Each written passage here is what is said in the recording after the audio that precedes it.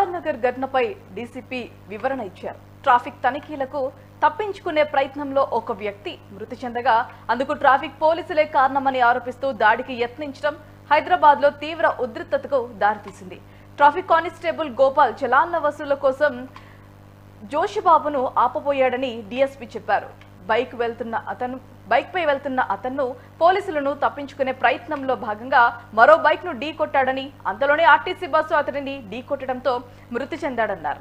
ఈ ఘటనపై కొన్ని వార్తా సంస్థలు సామాజిక మాధ్యమాల్లో దుష్ప్రచారం చేస్తున్నాయని ఆరోపించారు. తనిఖీల సమయంలో కానిస్టేబుల్ గోపాల్ మద్యం తాగి ఉన్నాడనే ప్రచారంలో ఎలాంటి వాస్తవం లేదని స్పష్టం చేశారు. ఘటనకు సంబంధించి సీసీ ఫుటేజీని కూడా మృతుడి బంధువులకు చూపించామని తెలిపారు. అందులో బైక్ రైడర్స్ కానిస్టేబుల్ దాడి చేసినట్టు ఎక్కడా కనిపించలేదని తెలిపారు.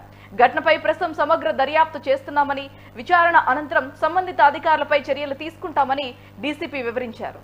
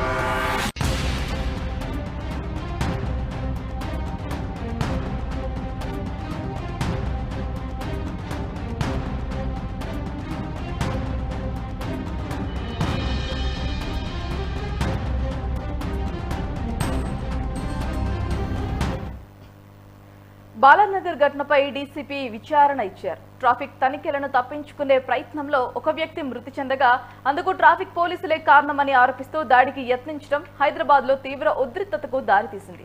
ట్రాఫిక్ కానిస్టేబుల్ గోపాల్ చలాన్ల వసూళ్ల కోసం జోష్ బాబును ఆపబోయాడని డీఎస్పీ చెప్పారు.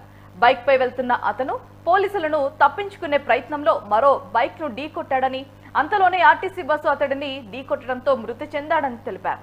మరి ఈ ఘటనపై కొన్ని వార్తా సంస్థలు సామాజిక మాధ్యమాల్లో దుష్ప్రచారం చేస్తున్నాయని ఆరోపించారు.